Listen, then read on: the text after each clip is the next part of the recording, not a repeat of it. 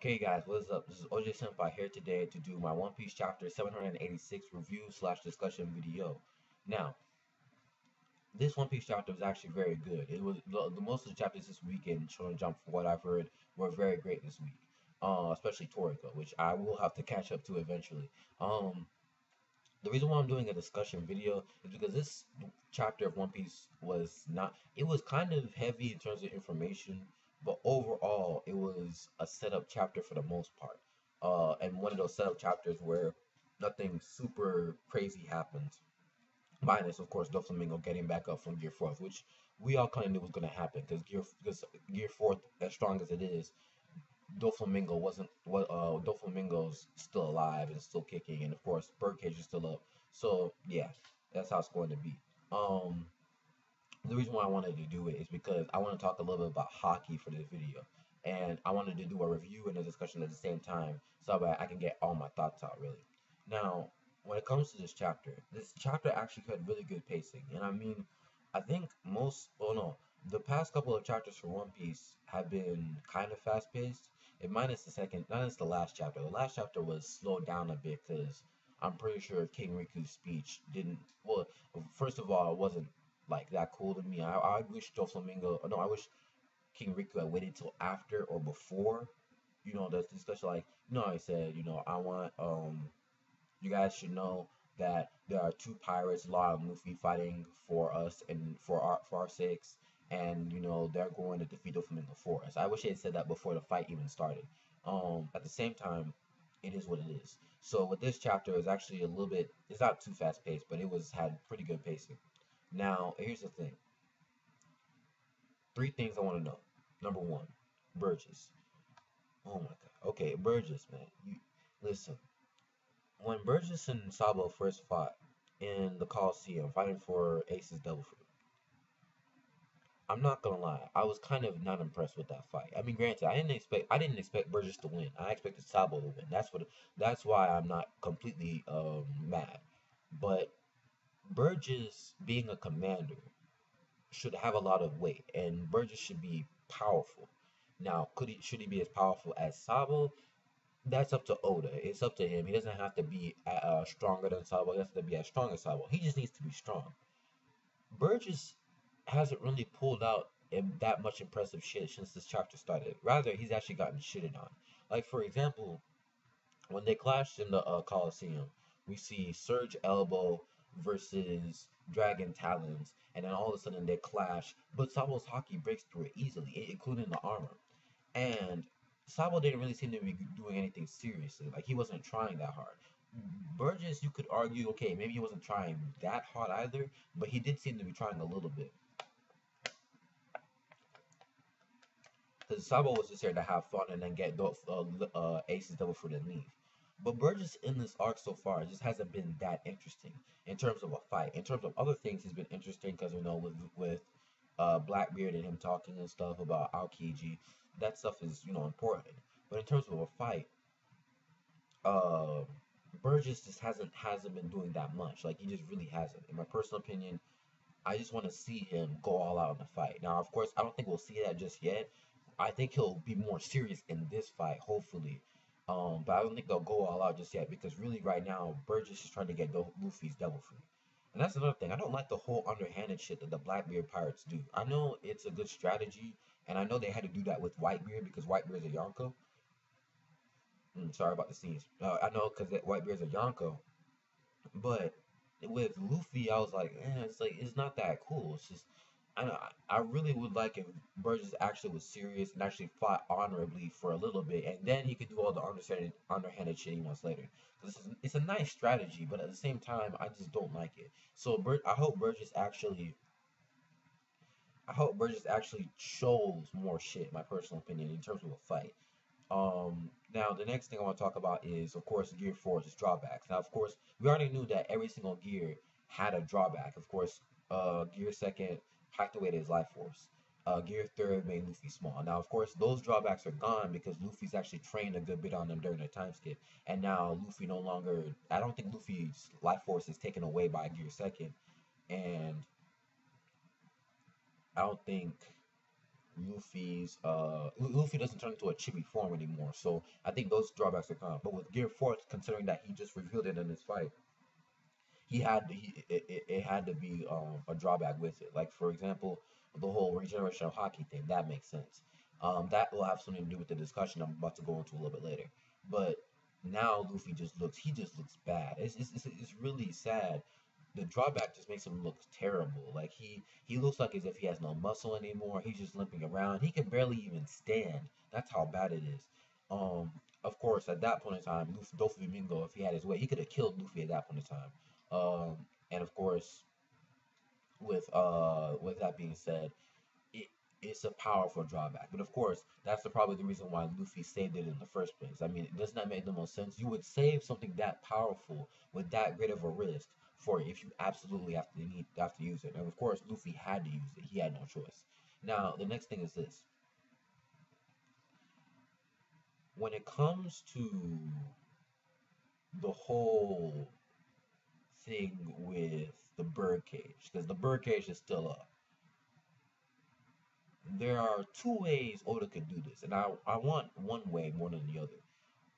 According to Oda, well, no, according to Zoro, he, Kinemon, and Kanjuro are going to try and stop the birdcage from closing in and killing everybody. Not cutting it up, but slowing it down. That way, it saves lives. But it did seem like Frankie was thinking up of a solution to stop the birdcage from killing everyone.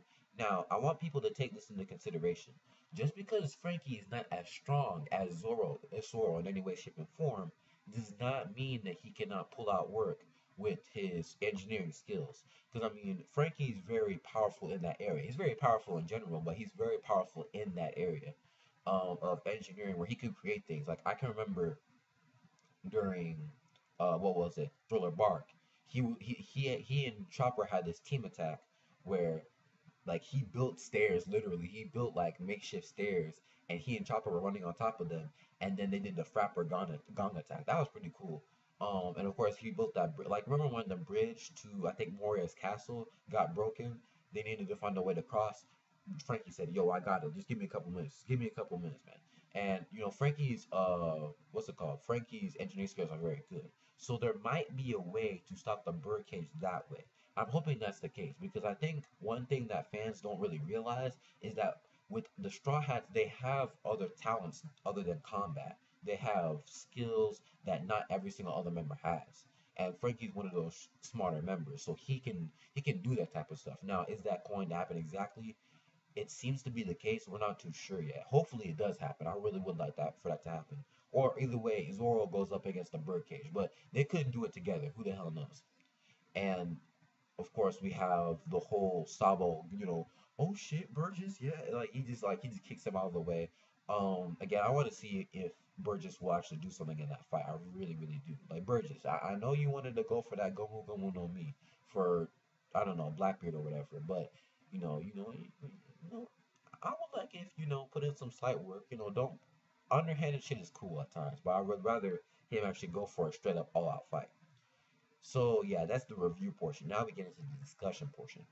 Um, the thing I was going to talk about in this part of the discussion, is Haki. Now, Luffy mentioned something very interesting about Gear 4 that made me start to realize. I was like, oh shit, that makes sense. And I'll explain it more in a little bit. Luffy started to realize that, no, Luffy said himself that he needed 10 minutes to regenerate his Haki. Now, I didn't read Manga Stream yet, so I want to read Manga Stream after this and kind of get my thoughts on that. But in the terms of regeneration, it almost makes it sound like as if that Haki is a legitimate energy. It's legitimate energy. Because here's the thing: a lot of times when we hear about Haki, it's more about life. It's more about willpower. It's more about spiritual things rather than just actual life force and energy.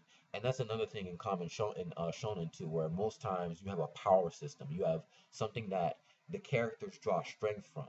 Like for example, Naruto draws strength from chakra. That's how he's able to create his techniques. In Bleach, Ichigo uses reishi. In Toriko, they use Gurame cells. In Magi, they use Magoi. Hunter x Hunter, Nen. Uh, so many others. They just use so many other power systems. Now, Haki is One Piece's power system is not devil fruits because a power system is where you have like all the members of the world can utilize it, but some train in it and actually utilize it for combat. In terms of devil fruits, not everyone has devil fruits, so it can't be a power system. It can't really be a power system for One Piece. It can't really. But even though a lot of people in the New World and in the Grand Line have it, it's not a power system really. Haki is the actual power system because according to Rayleigh, everyone in the world has Haki. Everyone. But there are others that fail to awaken it, and those that do awaken it and train in it. So that means that everyone has the potential to use Haki, but most people don't know about it, and of course they don't awaken it in time. So here's the thing: is Haki a legitimate life force? Is it something that you need in order to survive? Because think about it, if everyone in the world has Haki, that means that Haki is not one of those forces in nature. Hold up. How about this news? Alright, it means that Haki is one of those forces in their bodies that allow them to breathe and move and stuff. Because normally, if it's something that's specific, not every single person in the world of wherever they're living in would have it. And according to Rayleigh, that is the case. Now, and of course, you see in the New World, a lot of people in the New World have Haki. A lot of people. Luffy, Zoro, and Sanji are not the only ones that can utilize Haki. They're not the only ones. Of course, I guess you could count Usopp as well. Usopp's not the only ones either. But it seems to be some type of life force. At least is what I'm thinking. But I want to know what you guys think because we're not sure exactly what Haki does or what Haki really is. We just know that Haki is something that can overpower enemies using some type of spiritual power or willpower in general. And we know the basic three types. So yeah, that's pretty much the discussion question of the day. I want to know what your guys' thoughts are on Haki. Is it a life force? Is it something that we have no idea what we're fucking with yet? Maybe Haki relies on something, or just it's just Haki itself. Maybe it relies on someone's spirit, someone's willpower, or just someone's life force and energy. Because you don't regenerate life. You don't regenerate willpower. At least I don't think so. Unless Oda's trying to go that route, which I don't think he is, but he could. We don't really know.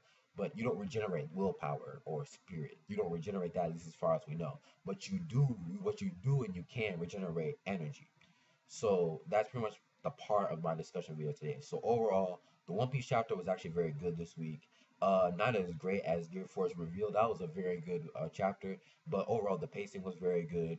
We got some exposition with Luffy's Gear 4, its time limits, how Luffy cannot use Haki for apparently 10 minutes so for some reason.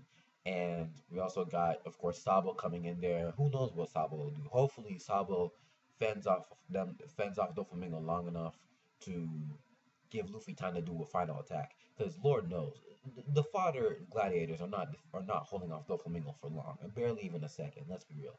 I mean, Luffy barely flexed against them. The only one he actually tried a little bit against was Chinjao. So I'm done. Be sure, of course, rate the video, comment, and subscribe. I want you guys to talk about it in the comment section down below. What do you guys think of Haki? Share this video wherever you can to your friends, your family, whoever reads One Piece that you know. Please share it. Spread my channel out. I'm actually one subscriber close to, well, I think I should be at 100 subscribers, so I might do a special at some point next week. Maybe. Or maybe after this Naruto review. We'll see. But yeah, I should be having a special out soon for my 100 subscriber special. So, I'll see you guys later. Like the video if you like it, dislike it if you don't. Rate, comment, and subscribe. Tell me your thoughts about this chapter as well as what Haki may possibly be. And yeah, I'm OJ Senpai, and I'm out. Peace, guys.